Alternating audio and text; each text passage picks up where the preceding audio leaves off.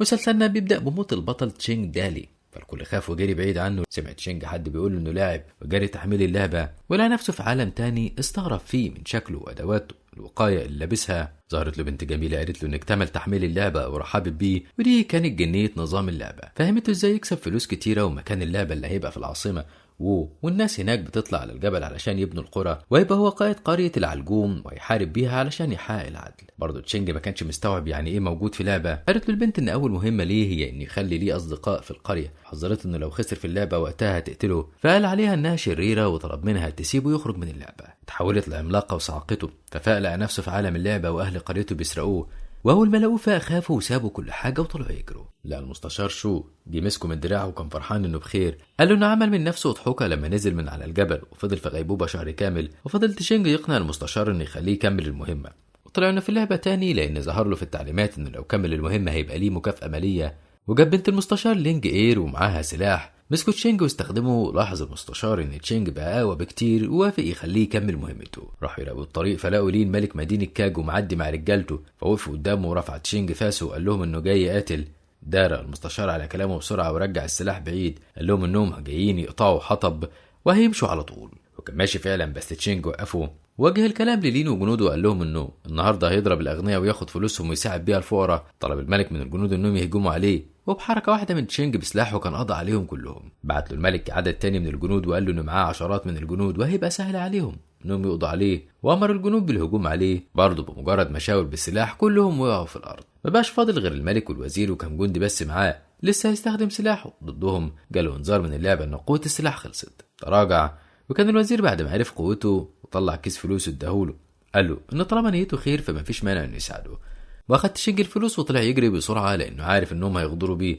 وده اللي حصل. جري لين والجنود وراه. طلعت له جنيه نظام اللعبه وقالت له ان مفيش هروب منها. طلعت له مجموعه كروت يختار منها علشان يكسب وسيله مساعده. اختار منها كارت كان مكتوب فيه تشيمان، وده كان مقاتل ومحارب قوي جدا. وظهر له فعلا ومسك رمح لين وقعوا بيه، فخاف الكل منه وطلع يجري. وركع شينمان لتشينج وقال له انه هيبقى تابع ليه وتحت امره. فرح جدا تشينج وطلب من المستشار يفتش العربيه اللي كانت مع الملك ويشوف الكنز اللي جواه. فاتشال الستار وبانت بنت جميله جوه العربيه وهي الانسه سو. تخيل انه اخدها معاه البيت وقالت له انها تعيش في خدامته.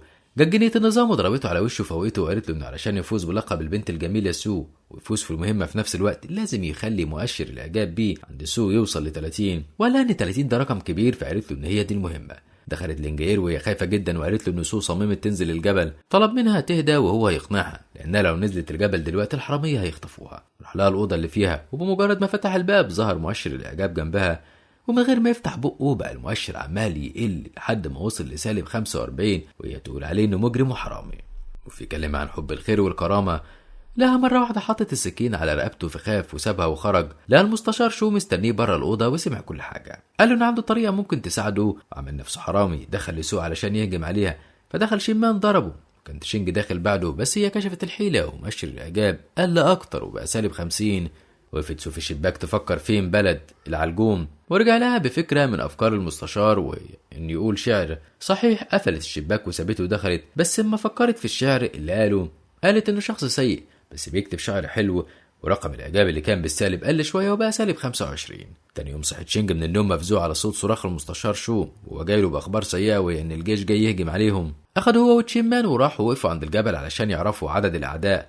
ظهرت له جنية النظام وقالت له ان في خريطة ممكن يراقب بيها عدد الاعداء. طلعتها له فعرف ان في اكتر من 1000 شخص. والمستشار شو كان عايز يهرب فوقفوه. وقال جنية النظام لتشينج انه لو هرب من الدفاع عن قرية العلجوم 10 مرات هتقتله لان دي مهمته الجديدة. لويلين وقع في الارض ومغمى عليه، واول ما شافوه عرفوه على طول. وبعد ما تشينج فكر ثواني قال انه لا طريقة يهزم بيها العدو ويكسب بيها المهمة اللي مطلوبة منه. كتف لين واخدوا معاه على بيته، واول ما لين فاق قال عليهم انهم لصوص وكان مرعوب جدا منهم. ففك تشينج الحبل اللي في ايده وسابه يمشي. استغرب تشيمان جدا منه، فوقف تشينج المستشار شو استفزوا بالكلام ويعلوا صوتهم علشان يسمعوه، وقالوا عليه انه ضعيف ومهزوم.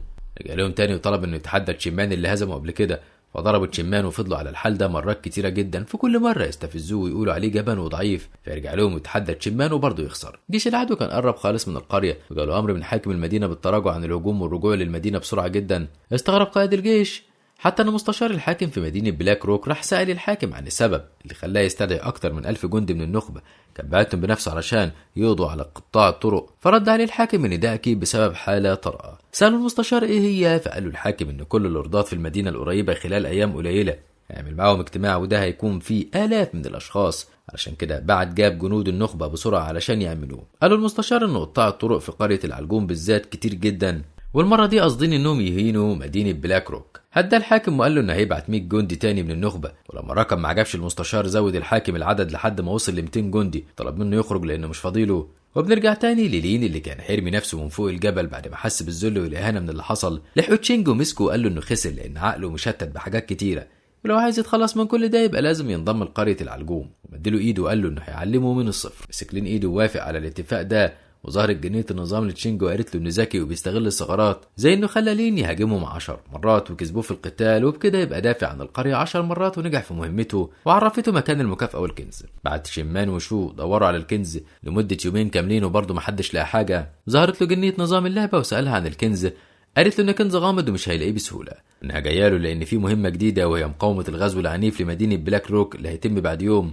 وبعد ما اختفت طلب من رجالته انهم ينسوا موضوع الكنز شويه ويركزوا في اللي هيطلبوا منهم. جمع له شو المقاتلين الموجودين في كل القرى اللي موجوده على جبل تشينجيو، وما كانوش كتير. قال لهم تشينج ان جيش بلاك روك جاي في الطريق وبيتمنى ان كل مقاتلين جبل تشينجيو يتحدوا مع بعض. اعترضوا لان جيش بلاك روك قوي ومش هيقدروا يقفوا ضده، ده غير انهم سمعوا ان باك روك جاي علشان قريه العلجوم يعني مش هتاذي غيرهم. اتهموا انه بيستغلهم علشان مصلحته وهيورطهم في حرب ما تخصهمش. سالهم تشينج لو يعرفوا سبب الحرب على العلجوم، فمش هيلاقوا اي سبب معروف، وان بعد مهاجمه العلجوم هيجي الدور عليهم، ولو اتحدوا مع بعض وقتها محدش هيقدر عليهم. فسابوا كلهم ومشوا. رجع تشينج البيت وقال ان 200 جندي هيهاجموهم وهم 4 بس، فقالوا تشيمان انه مستعد يموت في المعركه دي. للاسف قرب الجيش جدا منهم بقياده المستشار هوانج، وقال لجنوده انهم يمحوا قريه العلجوم. ظهر لهم شو هو بيعزف الموسيقى في منتهى الهدوء، فاستغرب هوانج وقال ان اكيد في خدعه. فعلا كان تشينج لها خطه تساعدهم في الفوز، بس طلب ان حد يساعده، وقال له تشيمان ولين انهم تحت امره ومستعدين لمساعدته في اي حاجه.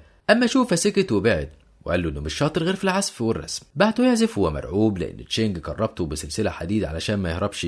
وقف هوانج والجنود مستمتعين بالعزف وسرحانين معاه لحد ما فاقوا واخدوا بالهم من الوقت عمال يمر بيهم. امرهم هوانج بالهجوم، فجالوا تشينج والباقيين، وعمل حركه بايده وقعت على الجيش احجار من الجبل، ده لانه قبلها وصل لكنز البارود الاسود واستخدمه في تكسير الجبل على الجيش وطلعوا كلهم يجروا. وقف تشينج فرحان بفوزه، وظهرت له جنيه النظام بركت له وهي مبهوره بذكائه وادت له المكافاه بتاعته واللي كانت عباره عن اسطول من الخيل.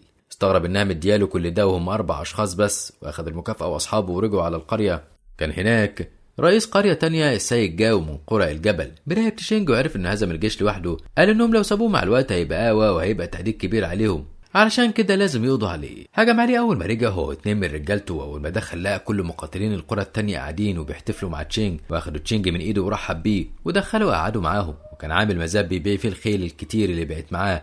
عرض الحصان بسعر من اول 20 كيس حبوب، والمساعد جاو انه عرف ان الحصان الواحد بيساوي اكتر من 200 كيس حبوب. كان بيبيع الحصان بشكل حماسي وبيشجع الكل انه يشترك، وده لانه كان بيخبيه وهو بيعرضه للمزاد، واللي يفوز بيه يكون هو وحظه. واول حصان فاز بيه باو ب 30 كيس وطلع يساوي اكتر من 1000، فالكل اتشجع واتقفل المزاد على 200 كيس لصالح جوتلينج. طلع حصان كهربائي طائر وده لا يقدر بثمن، والحاجات دي خلت رؤساء القرى يعرضوا سعر اعلى، وكل مره الحصان بيكون افضل من اللي قبله. سايق جاو مش بيشترك لحد ما تشينج قال ان فاضل اخر 10 حصنة، فوقف جاو وقال انه هيشتريهم كلهم مقابل 800 كيس من الحبوب، وقال المساعد بتاعه انه قريته ما فيهاش غير 800 كيس. سكتوا جاو وقال له انه يعرف كويس. حتى تشينج طلب منه يفكر تاني وما يبقاش متسرع، لكن جاو طلب منه يطلع له الخيول بتاعته بسرعه لانه مش عايز يخليهم يفرقوا عينيه لانهم ثروته الجديده. شالين الستار من على الخيول ال10 واحد ورا التاني، وكانوا كلهم اسوأ من بعض حتى ان فيهم حمار. رجع جاو سلاحه على تشينج وقال له انه هيلغي معاه الصفقه، فوافق تشينج وقال له انه طالما صفقه اتلغت يبقى لازم يبدا المزاد من الاول خالص. طبعا الباقيين ما وافقوش لان صفقاتهم كلها كانت كسبانه، ورفعوا اسلحتهم على جاو علشان يسكت. ورجع تشينج على بيته بعد ما الكل مشي، فلقى لينج اير جايه تعيط وتقول له ان في خبر وحش. اخدته معاها على الارض الزراعيه، ما كانش فاهم فين المشكله، فقالت له ان في لفت كتير جدا وكان حجمه كبير. طلعت له جنية النظام وقالت له ان دي مفاجأة كانت محضرها له، بس كمان المكافأة دي معاها مهمة جديدة، وطلبت منه يجمع كل محصول الليفت من ال10 فدادين اللي قدامه في يوم واحد بس. رجع لاصحابه علشان يفكروا معاه في حل، وهم قاعدين لقيوا جاو ومساعدينه الاتنين جايين بيزحفوا وعايزين يقتلوه، بس وقعوا في الارض من التعب والجوع. قدم لهم اكل كتير، طول ما جاو بياكل وهو بيتعصب عليه وبيقول ان خدع وعرض القرية المجاعة مقابل خيول سيئة وملهاش اي قيمة. وداه تشينج على ارض الليفت علشان يجمع المحصول هو ورجالته. وحس جاو بالإهانة، لكن المساعد بتاعه قال له إن تشينج ادالهم فرصة ياخدوا أكل كتير جدا ببلاش، ودي حاجة كويسة وتعتبر فرصة كبيرة. كان جاو مش مقتنع بالكلام ده، وقال إن أكيد مستخبي في مكان ما وبيتفرج عليهم وهو بيضحك. ليو لينج إير جايبه لهم مية وشكرت فيهم لأنهم خلصوا فدان كامل، فتشجع جاو أكتر وبقى أسرع بكتير. جريت لينج إير على سو وهي مفزوعة وبتقول لها إن عندها خبر سيء، وهو إن في أكل كتير عندهم، وطلبت منها تساعدها. وافقت سو وراحت معاها وفهمتها إنها فاهمة كلمة خبر سيء غلط. في الطريق قالت لها سو إن أهلها عندهم مطعم، واتعلمت كتير منهم عن اسرار الطبخ، وسالتها ازاي تبقى بنت جميله وقادره تعيش مع رجاله همجيه ومضطره تتعامل معاهم كل يوم. قالت لها لينجير انها فاهمه غلط لانهم بيعتنوا ببعض كلهم، وتشينج لطيف جدا وطيب. لو جاي في وشهم فبصت سو في اتجاه تاني بعيد عنه، وما كانتش مصدقه ان جاو بيشتغل في الارض، لانها تعرف انهم كسلانين وكل همهم السرقه وبس. قالت تشينج انها غلطانه لانهم اضطروا يلجأوا للسرقه لان ما كانش في طريق تاني ممكن ياكلوا منه، فسابته ومشيت. رجعت تشينج وقال انه صعب جدا يخلي بنت سعيده، وكانت لينجير جنبه وقالت له انه غلطان لان ممكن يطلب منها الخروج او يقدم لها هديه، وممكن كمان يعملها لها مفاجاه، وادت له ورده وسابته ومشيت. خبط تشينج على سو قال لها ان من يوم ما طلعت على الجبل وهي حابسه نفسها في اوضتها، ولو ممكن. قبل حتى ما يكمل الجمله فتحت الباب وقالت له يلا بينا نمشي. استغرب تشينج من رد فعلها، وهما ماشيين قال لها انه مش زي ما هي فاكره، وانه طلب منها تخرج معاه النهارده علشان يبين لها قد ايه هو شخص كويس ونافع. طلعت له جنيه النظام وطلبت منه مهمه جديده وهي سرقه الناس اللي ماشيه في الطريق، وده عكس اللي كان تشينج لسه بيقوله لسو. وقبل حتى ما يرجعها لقى عجوز معدي، فوقفه وقال له انه هيسرقه، واترعب العجوز وقال له انه مش معاه حاجه غير حطب. فاخد منه تشينج قطعه من الحطب واداله سيف في المقابل. فرح العجوز جدا بالسيف وقال انه مش هيبقى مضطر لقطع الحطب الشهر ده بسبب السيف الغالي، وبقى يوقف كل اللي معدي ويسرقه، بس في المقابل بيديلهم فلوس كتيره. ومن ضمن الحاجات اللي سرقها كانت عروسه صغيره قدمها لسو، بدات تعجب بيه وسالته هو ازاي مختلف كده، فبص على النهر وكلمها، ولسه بيبص لها تاني لقاها هربت، اختفت خالص من قدامه، وركبت عربيه مع شخص شكله طيب جدا لكنه رفع عليها سكينته. فلا تشينج وقفه وسرقه ورجع سو معاه، وبكده يبقى كمل المهمه. وظهرت له جنيه النظام وقالت له انه انجز مهمته كالعاده بالغش، وطلبت منه يجمع شظايا الكنز وسابته واختفت. كانت سو ماسكه العروسه اللي اداها لها ومتضايقه منه جدا. رجع هو لجاو ولقاه خلص المحصول كله، ومن كتر فرحته كان بيعيط وبيقول ان عجبه جدا نوع العمل ده. اداله تشينج عربيه مليانه فجل هديه وسلمه سكينته اللي لقاها في الارض الزراعيه. وقتها فاق جاو وافتكر الجرايم اللي عملها بالسكينه وطلع يجري وهو بيصرخ، وحتى ساب الليفت ما اخدوش معاه. ظهرت جنيه النظام لتشينج بجزء من الكنز، والمفروض منه انه يجمع الاجزاء دي علشان يفوز بالكنز في النهايه. اما جاو فقال ان اللي عمله ده كان اكبر غلط ولازم يرجع تاني لحلمه ويبقى اكبر لص على الجبل. وهو ماشي لقى ناس واقفين قدامه، فجري علشان يستخدم سكينته ضدهم، بس حظه وقعه في قائد حرس بلاك روك ومسك جاو ضربه وما سابش فيه حته سليمه. اتلم عليه كل رؤساء القرى الباقيين وسالوا مين اللي عمل فيه كده، وكان مرعوب مش عارف يتكلم. حكى واحد من رجالته انهم لقيوا 3 حراس بس من بلاك روك في طريقهم. وقتها الكل قال انهم مش هيقدروا يخوضوا الحرب دي. كان تشيمان هناك اصلا ووقف قدام القائد وصد ضربته ووقف يحاربه بكل شجاعه، بس القائد كان قوي جدا وضربه. وحكى تشيمان ده وقال لهم ان القائد اسمه لو هوم، وده افضل محارب في بلاك روك. وقال واحد من رجال الجاو انه ساب لهم رساله معاه وهي هديه للملك يوتشو، بكره هيعدوا على جبل تشينجي وتاني وقتها تطلع كل القرى وتركع له والا هيقتلهم. قالوا ان القائد لو هوم قبل كده قضى على قريه كامله في ليله واحده، والكل كان مرعوب، وقالوا ان افضل حاجه انهم يركعوا زي ما هو عايز. قال لهم جوشيونج ان لو هوم هو اللي سرق ارضه وبسببه بقى حرامي، علشان كده مش هيركع. وجه كلامه لتشينج وقال له انه مستعد للقتال معاه. ولما لو هوم جه تاني يوم وقفوا كلهم قدامه وركعوا له زي ما طلب. قال له واحد من الحراس ان رئيس قريه العلجوم مش موجود. فعلا تشينج كان واقف في قريته، وجاتسو وقفت معاه وقالت له انها ما كانتش تعرف ان بلاك روك ظلمه ومتكبرين كده، والافضل ليه دلوقتي انه يهرب.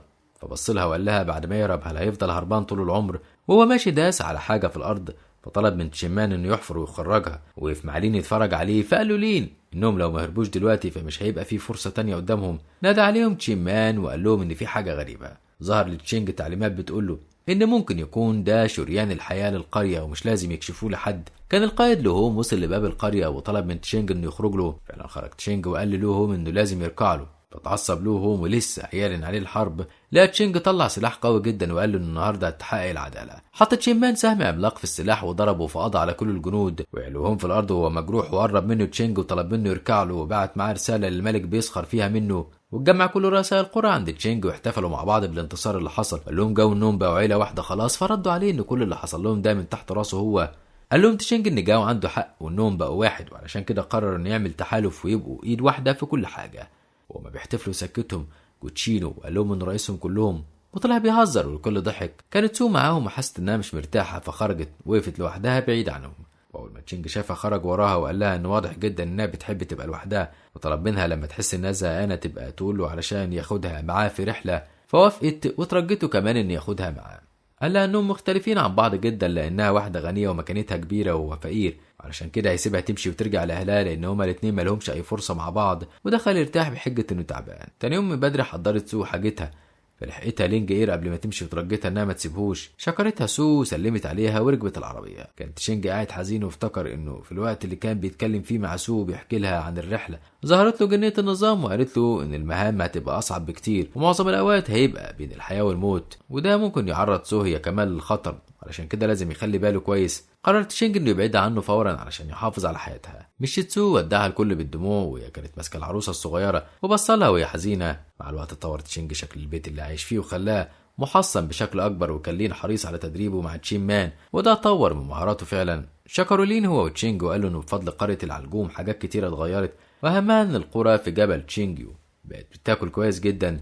كان تشينج مستمتع جدا بالحياه الهاديه المرفهه دي، فجات له جنيه النظام وقالت له انه ما ينفعش يعيش كده على طول، وحاليا هتبدا مرحله جديده وهي توسيع قريه العلجوم وينقذ جيش ليو. ده كان جيش مدينه الورق المتساقط اللي عايشه فيها سو. فقام وقف وقال اللي معاه انه رايح ينقذ جيش ليو. قالوا ليه انه موافق يروح معاه لان الجيش ده مخلص، وده كان نفس رأي تشيمان. نبههم تشينج ان اللي هم ناويين يعملوه ده خطر ولازم يتنكروا علشان يعرفوا يدخلوا المدينة، واخد معاه شو باعتباره مش معروف. واول ما وصلوا لقوا صورة شو متعلقة على الجدران ان مطلوب القبض عليه. لكم تشينج في عينيه وخلى شعره كمان يتنكش علشان الحراس ما تتعرفش عليه، وراحوا غيروا شكلهم علشان يعرفوا يتحركوا براحتهم. بالليل راحوا السوق وقعدوا في مطعم، وما كانش تشينج فاهمه ليه شو اخدوا للمكان ده. كان متوقع انه يقول لهم انهم هيلاقوا كل المعلومات اللي محتاجينها في المكان هنا، بس اتفاجئ بيه بيقول له انه جايبه هنا علشان يخليه ينسى سو ويعالج جرح قلبه منها. فالمطعم نادت صاحبة المطعم على الأنسة ليو وقالت إن في مسابقة رسم اللي هيفوز فيها هيتكلم مع ليو، فاشتركوا في المسابقة. قال له شو إنه موهوب جدا في الرسم، سلموا كلهم اللوحات اللي رسموها.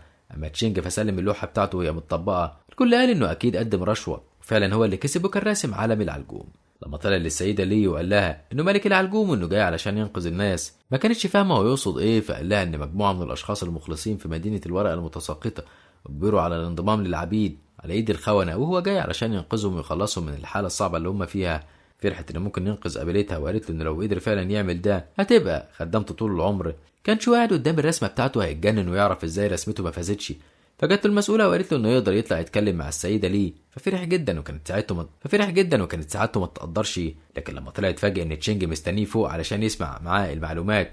وقالت له السيدة ليو ان اتحبس ناس كتيرة من عيلة ليو في قصر دوماو وبقوا عبيد هناك، واتهم والدها. وطمنها تشينج انه هينقذ قبيلتها كلها، وطلب من شو انه يستعد علشان يقابلوا دوماو. راحوا على القصر على طول، وكان جامع كل جنود جيش ليو قدامه وبيبيعهم على انهم عبيد ب10 عملات فضة. نادى تشينج وقال له انه هيشتريهم كلهم. فقال له دوماو ان عددهم اكتر من 100 جندي. فتدخل شو وقال له انه هيساوم مكانه، وفينتيل بين الجنود ويقول على واحد عجوز وعايز اللي يخدمه بدل ما يبقى خدام، واحد تخين وهيكلفه اكل كتير، وواحد رفيع وضعيف. اقتنع دوماو بكلامه وكان لسه هيعدل السعر. رفض الجنود وقالوا انهم من عيله كبيره وليها مكانتها وما كانوش يتقدروا بتمن. للاسف اتظلموا وبقوا يتباعوا ويتفاصل في تمنهم كمان، واتعرض عليهم خصم وده مخليه انه عايز يقتل نفسه حالا. رفض انه يتباع الا ب50 قطعه، وهتف كل الجنود وراه انهم مش هيتباعوا غير ب50 قطعه فضه لكل واحد فيهم. وافق دوماو على طلبهم، وطبعا تشينج كان عايز يقتل شو على اللي عمله واللي كان السبب فيه. هنا بقى راح قايل له انهم هيدفعوا 5 اضعاف اللي كانوا هيدفعوه علشان مفاوضاته العظيمه. فجأة وهم قاعدين في مطعم بيفكروا في المشكلة دي سمعوا صوت سو، فبص تشينج يشوف مين، وطلعت هي فعلا هي اللي كانت بتقدم الاكل لان ده مطعم اهلها. وقال لها تشينج ان الاكل حلو جدا. شكرته ورجعت للمطبخ، فراح وراها وكانت عايزه تمشي، فمسك دراعها وسالها مرت بايه الفتره اللي فاتت. افتكرت انها اول ما رجعت قالت لها زوجة والدها انها عاشت فتره في وكر لصوص وما كانش المفروض تتجرأ وترجع لهم تاني لانها سببت لهم العار. وضحت لها ان بعد موت والدها بقت هي كبيرة العيلة وطردتها من العيلة للأبد. كان تشينج عايز يخرج يدور عليها علشان ينتقم منها على اللي عملته مع سو، بس سو وقفت في وشه ومنعته وقالت له انه بالطريقة دي هيأكد كلامهم وانها كانت هربانة من عيلتها عنده. طلب منها تشينج انها ترجع معاه لقرية العلجوم وهو يحميها من اي حد، فقالت له ان المطعم ده يبان قدام اي حد مطعم صغير ومتهالك لكن ليه قيمة كبيرة عندها لانه مطعم والدها، وعلشان كده هتكون دايما فيه. ظهرت جنية النظام على كتف سو، قالت له ان عندها مهمة ليه وهي انقاذ المطعم القديم ده وترجيعه للحياة تاني. طلب تشينج من سو انه يساعدها، وكان شو كل ده قاعد على ترابيزة الاكل بره ومستنيه. فجت له الانسة ليه وقعدت معاه وسألته عملوا ايه. قال لها ان دوما وافق يفرج عن الجيش كله بس طلب 5200 قطعة فضية.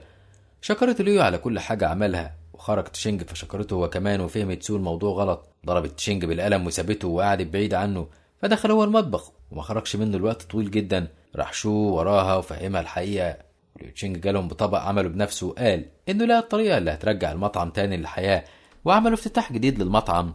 وقفت ليو على باب المطعم هي وشو ينادوا الناس للدخول ويساعدوا المرضى، وده خلى المطعم اللي جنبهم يتضايق جدا لما عرف انهم فتحوا المطعم، والناس راحت لهم بعد ما كان كل الناس بتروح له هو.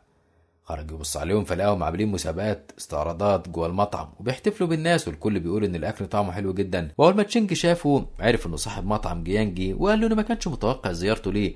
طلب منه انه يديله شويه كراسي من عنده لان المطعم بتاعهم زحمه جدا. كان قاصد يقول له كده لان السيد جيانجي وعماله كانوا دايما بيعملوا كده مع سو، وقال لسو انه ساعتها هتاخد جزء من حقها. قال له شو انه مبسوط لان المطعم شغال كويس وبكده يقدروا يجمعوا الفلوس اللي عايزها دوماو ويحرروا بيها الجيش بسرعه. سمعتهم ليه وجات قالت لتشينج انه ذكي ومتميز قدر يرجع للمطعم شهرته من تاني بعد ما كان محدش بيدخله. حست تشينج ان سو غيرانه منها والغضب مالي وشها، فقال لها ان النجاح ده بفضلهم كلهم، وعمل نفسه انه رايح يساعد واحد علشان يهرب من الموقف خالص. رجع جيانج لمطعمه وهو بيتوعد له انه هيدمره، وفي فكر شويه وقال ان الخدمات اللي عندهم في منها في مطعمه بس ارقى وافضل ومفيش اي مجال للمقارنه بينهم وبينه. جاله العامل اللي عنده قال له ان المطعم بيخسر وعدد الزباين بقى قليل جدا، ومن غيظ جيانج ضربه وقال له انه ما بيخسرش ابدا، ومن يوم ما فتح المطعم ده من 10 سنين ولهم سياسه ماشيين عليها من اول جذب العميل ليهم. كان عنده حق ان المطعم عند تشينج وسو كان مليان زباين ومش بيرتاحوا خالص، حتى لما زبون دخل المطعم وحب يعمل مشاكل اتعامل مع تشينج بمنتهى الذكاء وقال له فعلا انهم غلطانين وعلشان كده هيعوضوه بهدايا كتير منها اكل مجاني. برضه قال لهم ان الفاس بتاعته اتسرقت في المكان، فاداله تشينج بدلها فاس ذهب،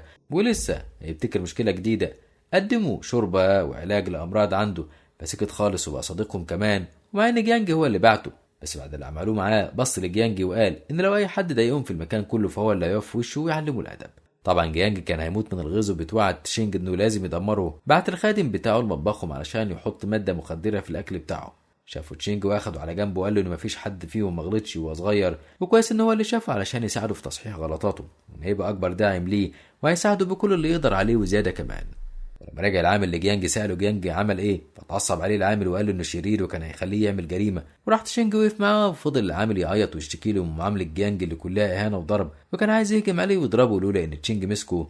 تاني يوم وصل تشيمان ولين لتشينج ومعاهم كميه فلفل حار كتيره جدا وفاكهه وخضار. كانوا مستغربين انه شاطر في الطبخ وقالوا ان دي حاجه مش متوقعه خالص. اخيرا كان تشينج جمع العملات الفضيه اللي طالبها دوماو وجمعوها كلها في صناديق وراحوا له بيها. رفض دماغه ان يديلهم حاجه وطلب منهم ياخدوا فلوسهم ويمشوا. سالوا ايه اللي حصل لده، قال لهم انهم وصلوا المدينه وعايزين يدمروا مطعم جيانجي، ففهموا انه دماغه تبع جيانجي. اخدوا صناديق الفضه ومشوا بيها، وكان لسه بياخد سلاحه علشان يضربهم. ظهر له لين وتشيمان وقفوا قدامه، قدروا يضربوه لكنه شرب من عصير عنده وتضاعف قوته فطيرهم بسلاحه واخد فضه كلها ليه وطردهم. رجعوا للمطعم مجروحين وخسروا كل اللي كان معاهم. طلعت له جنية النظام وقالت له انه ينفذ مهمته وانقذ المطعم وهيبقى ليه فرصه انه يختار كارت محارب. فرح جدا تشينج واختار كارت طلع محارب اجنبي. اتضايق تشينج جدا لان قوته القتاليه هي 5 بس، حس انه عديم الفايده وقال عليه فاشل. لو قاعد جنبهم وكل اللي كان بيعمله انه بيشرب مشروبات كحوليه ومش بيكتفي منها ابدا. استنى تشينج تاني يوم واخد شو ورجع تاني لدوماو. اول ما شافهم سالهم ازاي يتجرأوا ويرجعوا تاني وان شكلهم كده مش عارفين قوته ومكانته. كان لسه يوم لهم فطلب منه تشينج انه يهدى لانه جاي له النهارده ومعاه هديه اعتذار ليه، وهي عربيه مليانه نبيذ، وده بعد ما عرف انه مشروبه المفضل. قال له تشينج انه مصنوع من العنب ولونه احمر وطعمه حلو وحامض. اتكلموا عن سعر الجره الواحده وانه اكتر من $320، والسيد تشينج صمم انه يقدم له كل الكميه. وبعد ما دماغه شرب منه عجبه جدا وقال لهم انه عايز جره تانية، فقال تشينج انه كده يبقى خطر عليه واكيد مش هيستحمله. لا المحارب اللي تبع تشينج قاعد بيشرب هو كمان، وفضلوا يتكلموا عن قوه تحمله وعدم تاثره بالكحول، وده لانه دونسيان الغربي قال له دماغه انه بيتحداه في قتال ويشوفوا مين فيهم اللي اتأثر بالنبيذ وبقى ضعيف. فعلا وافق دونسيان على تحدي شرب النبيذ، وواقفين قصاد بعض يشربوا الكميه اللي جايبها تشينج. قال له دماغه انه ضعيف جدا، اعتبر دونسيان ان الكلام ده اهانه كبيره ليه، وحضر كوكتيل من مشروبات معاه، وسأل دماغه لو عنده الجرأة اللي تخليه يجربه. فمسك دماغه الكاس شربه، وقتها وقع على الارض مغمى عليه، وقال تشينج واللي معاه انهم لازم يرجعوا فلوسهم منه قبل ما يفوق. جمع تشينج مع الجيش اللي حرره واحتفلوا كلهم مع بعض وشكروه، وفكرته السيدة ليه وبعدها ليه وانها هتبقى خدامته، فقال لها ان الموضوع اصلا مش مستاهل وكان سهل بالنسبه له. طلع عليه شيء انه يطلب من الانسه سو ترجع معاهم للجبل، فقال لها تشينج ان ده مش هينفع لانها مش هتقدر تسيب المطعم، وليو كانت قاعده جنبه مش بطاله كلام معاه ومصممه انها ترد له الجميل اللي عمله معاها هي وقبيلتها كلها بالطريقه اللي يختارها. وبعد كلام الفضل عنده وقال لها ان السيد شو هو اللي حرر الجيش مش هو، وشاور له علشان يكلمها وسابه يشرح للكل عن شجاعته وقوته وانسحب من غير ما حد يحس بيه. ظهرت له جنية النظام وقالت له انه لاعب متميز وانجز كل المهام. لما سألها عن المهمة بعد كده قالت له انهم ممكن يتكلموا بعد ما يصحوا من النوم، وودعته واختفت. حس ان في حد في اوضته وفكره حد من الاعداء، قام مسكه وقعه واكتشف انها ليو وكانت جايه تعترف له بحبها. اعتذر لها تشينج في الوقت ده، قال لها انه بيحب واحده تانية هي اللي مالكه قلبه. افتكر لما راح لسوف النهار وطلب منها ترجع معاه لقريه العلجوم وتعيش معاه بما ان اوضاع المطعم استقرت، ولما حس انها ممكن ترفض رجع في كلامه بسرعه قبل ما تقولها صريحه، وقال لها انه بيهزر لانه عارف اهميه المطعم عندها ولا يمكن تسيبه، واتمنى تسون يصدق معاها ويبقى يزورها. وصحي تشينج من النوم وخرج وقف قدام الباب، فلقى حراس وجنود واقفين مستنيينه. كان ده القائد هولوم وجنوده. فسالهم تشينج ايزين ايه اللي جابهم ليه. قال له هولوم ان الملك يوتشو بعته ليه علشان يناقش معاه حاجه. انضم لهم شو وتعصب على هولوم وقال له ازاي اتجرأ يجي لهم تاني بعد ما اتهزموا وهانوه.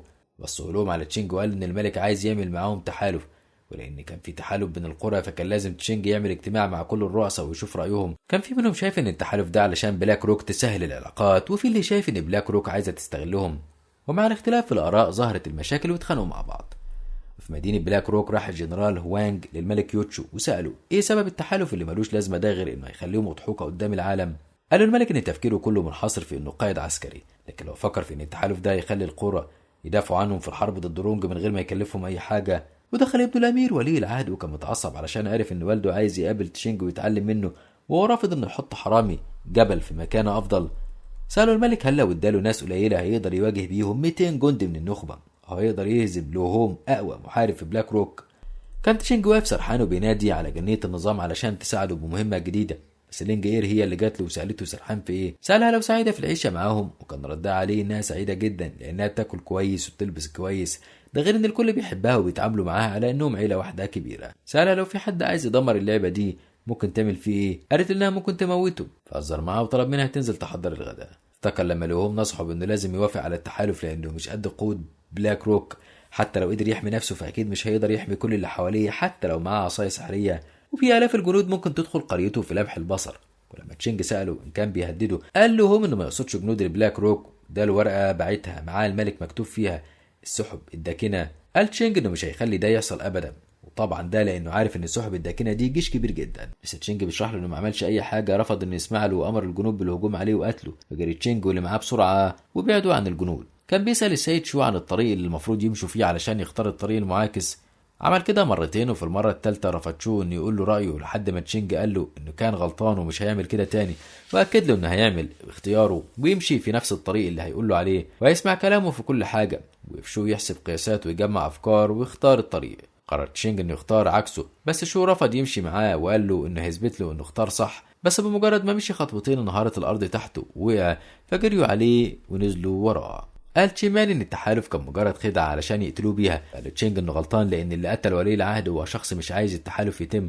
وظهرت له جنية النظام اخيرا بعد غياب طويل وقالت له انه صعب عليها وعلشان كده جت علشان تديله الجايزه اللي جمعها في المرحله اللي فاتت، كانت تعتبر وسيله خروج من اللي هم فيه. قالت له ان المرحله الجديده اللي هو فيها هتواجهه مهام متعدده في نفس الوقت وممكن يختار بينهم، بس كل اختيار وليه تأثيره. حس تشينج ان الموضوع بيزداد صعوبة فعلا، وقام السيد شو اعتذر لهم لانه السبب في الوضع اللي هم فيه. عونوا عليه وقالوا له انها مشكلة بسيطة، وفجأة ظهر لهم 4 أسلحة سحرية وكل واحد منهم اختار سلاح وكانوا فرحانين بقوته الكبيرة. فجأة اختفى السلاح اللي في ايد السيد شو، ولقى تشينج علبة فيها حبوب قوة سحرية وبتوضح ان السلاح ليه آثار جانبية. وخرجوا هم ال4 من المكان وهم فرحانين، بس ملحقوش يضحكوا ولا يفرحوا، ده لان الامبراطور بنفسه هو اللي جالهم مع الجنرال هوانج وقال لتشينج انه بيعمل معاه تحالف وهو قتل ابنه. قال له شو ان الكلام ده ظلم لانهم ما قتلوش حد. فرد هوانج انه شافهم بنفسه وما بيقتلوا ولي العهد. نزل الملك من على حصانه ولبس درعه ومسك سلاحه وقال لتشينج انه هيقطع راسه. عرف تشينج ان الملك شخص قوي جدا، وقال لتشينبان ولين انهم لازم يخلصوا من الموضوع ده بسرعه، وهجموا بسلاحهم على الملك. ومن قوه الضربات جري هوانج استخبى وحاصروا الملك باسلحتهم، بس هو كمان كان معاه سلاح سحري قوي قدر يبعدهم عنه، ووقف يهاجمهم تاني وبدأ بتشيمان وقعوا في الأرض. جريتشينج قوموا ووقفوا مع بعض ضد الملك من تاني، بس مبقاش فاضل غير لين هو اللي فاضل. طلب من تشينج انه ياخد شيمان ويهرب لانه عايز يقتل هو، لكن هم قالوا له ان هو اللي لازم يمشي علشان قرية العلجوم تعيش. وقفوا في وش الملك، وقبل ما يقتلهم استخدم شو بارود من معاه ودمر بيه جزء من الجبل. طلب تشينج انه يخلي باله من بنته، وهجموا هما التلاتة على الملك.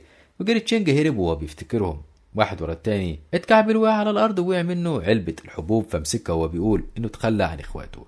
كانوا فعلا في موقف صعب لان اسلحتهم اختفت، وجايز الملك انه يقضي عليهم، وتخيلوا انهم ماتوا خلاص. لكن حصلت المفاجأة، يعني تشينج رجع بقوة كبيرة جدا وصد ضربة الملك وقال انه مش هيتخلى عن اخواته ابدا. يا ريت تدوس على اللايك بقى وارجع كمل معايا الاحداث. قالوا انه يحميهم مهما حصل، وما كانش معاه سلاح لان قوته زادت جدا. فهجم عليه الملك ولكمه بايده لكمات سريعة وصد ضرباته، وبقت القوة بتشع منه وكأن حواليه صعقات كهربائية. بس الملك فاجئهم كلهم وطلعت صورة روحه، كانت نمر عملاق. فطلع تشينج هو كمان صورة روحه واللي كانت عبارة عن غوريلا قوية وعملاقة، وفي يضربوا بعض هما الاتنين. ففرح هوانج جدا وخرج وقف مع الملك وعمل نفسه بيطمن عليه. قالوا الملك ان تشينج هو الوحيد اللي يقدر يأذيه، وطلب منه ياخده يرتاح شويه. طلع الجنرال هوانج سكنته وطعنه بيها وقال له طالما انه تعبان يبقى يموت افضل. سرق منه تايجر تالي، وده مفتاح بوابه مدينه بلاك روك، وكان عايزه علشان يفتح لقبيله رونج اللي كان متفق معاه وحاطط خطط كبيره. قال الملك ان خدمه لسنين كتيره وكان شايفه هو بيستمتع بحياته، مش بيفكر غير في نفسه بس، وهم موتين نفسهم علشانه من غير حتى كلمه شكر. كان الملك مصدوم من خيانته وقال له انه مستعد يسيبه ويبعد. رفض هوانج وقال له انه اقل من كده، واترمت اسهم كتير على الملك ده لان الجيش رونج وصل، وامر هوانج الجيش انهم يقضوا على لصوص الجبل. فاستخدم الملك قوته وهد بيها الجبل، عمل بيه حاجز بينهم وبين تشينج واللي معاه، وقال له انه هيسيب له شعب بلاك روك بين ايديه. كان تشينج مش عايز يسيبه، لكن اصحابه شدوه ومشوا بالعافيه. هجم الملك على جيش رونج واكيد طبعا هيموت. ولما بعد تشينج واصحابه قعدوا يرتاحوا ويهدوا اعصابهم، طلب منه شو انهم يرجعوا لقريتهم لان جيش رانج مش عايز غير بلاك روك وبس. كان تشينج قاعد حزين وسرحان في اللي حصل، وقال تشينج انه لما وصل لقريه العلجوم ما كانش عايز يبقى رئيسها خالص، بس اضطر انه يعمل كده. وبعدها حس انه مش لوحده وليه شركاء. حاليا حس ان الجبل هو بيته وفيه عيلته، وبقى يفهم الموضوع بشكل مختلف وانه ما ينفعش يتخلى عن اي حد محتاجه، وسالهم لو مستعدين ينضموا ليه ويحموا الناس. اول واحد رد عليه هو تشيمان وقال له انه مستعد انه يمشي معاه لاخر العالم. وكرر ليه نفس الكلام، ومبقاش فاضل غير شو اللي بص لهم وقال لهم انه مضطر يروح معاهم علشان ينصحهم بتعليماته. فحضنوا كلهم. للاسف محدش كان يعرف الحقيقه دي، ووقف لهم في الجيش كله وقال ان تشينج قتل الملك ولازم ينتقموا منه. فلقى تشينج جاله نادى عليه وقال له انه ما قتلش الملك وجايله علشان يخليه ما ينخدعش، لان الجنرال هوانج متفق مع رونج. بس اللي هو ما صدقهوش، قال له انه بعد ما قتل الملك جاي يشوه سمعه القائد العسكري بتاعه وعلشان كده هيقتله. امر الجنود انهم يمسكوه. جري تشينج. كالعاده كان تشينج لازم يسال شو يمشوا منين ويختار الاتجاه المعاكس. هم متخفين شافوا موانج وفكرهم تبع رونج واخدهم على اوضته. قال لهم ان التايجر اللي هيقدروا يدخلوا بيه المدينه معاه، وكانوا يبعتوا لهم، واليوم اللي هيبقى فيه الامبراطور هتبقى المدينه ملكهم، وانا منتظر جدا اللحظه اللي يملك فيها السلطه. وقال لهم ان ده هيبيت قريه العلجوم ويقتلهم بشكل نظيف. ومن كتر غضب شو منه وقع عليه العصا. فقال الجنرال هوانج ان دي حاجه مش مهمه، وسابهم وقام وقالوا ان راجع قريب. اخد شو منه تايجر تالي من غير ما يحس، وخرج مع تشينج بس شافهم لوهم ووقفهم. قال لتشينج انه هيقتلهم، ولسه بيطلع سيفه فرمى عليه تشينج تايجر تالي. ولما لوهم شافه بدا يصدق تشينج. حذر تشينج ان لو وقع في ايد هوانج هيقضي على المدينه كلها. وقال له تشينج كلمه السر اللي قالها الملك قبل ما يموت، فتاكد له من صدقهم واخدهم هربهم من الجنود. يا دوب وصلوا لقريتهم لقيوا ملك رونج على البوابه، وكان معاه وانج واستنجد بيه وقال له انه سرق منه تايجر تالي ولازم يسترد منه. مسكوا ملك رونج قتله في الاول، وبعد كده انتبه لتشينج واستعد علشان يقتله. نادى تشينج على جنيه النظام وسال ايه اللي هيحصل لو هرب من بلاك روك، فقالت له ان الاختيار راجع ليه من غير عقاب. كان اصحاب تشينج عايزينه يبعد ويضحوا هم بنفسهم، فهددهم ان اللي هياخد خطوه واحده هيطردوا من قريه العلجوم. طلع عبوه الحبوب اخد منها واحده، ودي خليته يستحمل ضرب وهجمات كتيره جدا. وطلع باقي الحبوب اخدها وبقت قوته كبيره. وطلع صوره روحه للغوريلا العملاقه. وطلع ملك رونج صوره روح الذئب. كانت سو بتفك فيه، ووقعت منها العروسه وحست ان تشينج في خطر. اصحاب تشينج حكوا عن الحاجة الكويسة اللي عملها تشينج، لأنه دمر خطة رونج كلها، لكنه اختفى بعد الليلة دي ومحدش عارف هو راح فين من الوقت ده، وبقت مدينة بلاك روك هادية زي زمان. الكل كان بيحكي عن شجاعة الجنرال لوهوم وإن هو السبب في هزيمة رونج. افتكر لوهوم لما تشينج راح له وقال له إن الكل فاكر إنه قتل الملك، وسأله لما الموضوع يخلص إيه اللي هيحصل. قال له لوهوم إنه هيمسح اسمه وهيكشف خيانة الجنرال هوانج. رفض تشينج وقال له إن ده هيعمل عدم توازن وخلل في الموازين، لكن علشان الكل يعرف إنه حرامي فهيتقبل إنه مجرم وقاتل كمان، وهو ما عندوش مانع يستحمل ده. واختفى تشينج مع تحمل اللوم كله، وبأيام مسؤول عن تدريب الجيش في قرية العلجوم، وتشيمان كان بيعلم البنات التطريز. أما شوفا كان شاطر جدا في الخطط والتجارة وحقق مكاسب كتيرة، ومع ذلك كان مفتقد تشينج جدا، وقال إن هو ده اختياره وما يقدرش يعرضه. وكان تشينج وقت ما كان بيقاتل رونج قرر إنه يضحي بنفسه وما اهتمش غير بحماية أهل البلاك روك. كانت شو ماسكة العروسة بتبص لها وتمنت إنه يرجع لها وتشوفه من تاني. افتكر كل ذكرياتهم مع بعض من أول مرة قابلته فيها لحد آخر مرة، لكن كل القصة اللي شفناها دي كانت مجرد هلوسة في شخصية تشينج الحقيقية اللي كان مدمن ألعاب كمبيوتر، وحس إن كل التخيلات دي بسبب إنه تعبان في أمن. كده يخلص الفيديو بتاعنا النهاردة. لو عجبك ما تنساش دعمنا باللايك والشير للفيديو، وما تنساش الاشتراك في القناة وتفعيل الجرس علشان يوصلك إشعار بكل جديد بنعمله.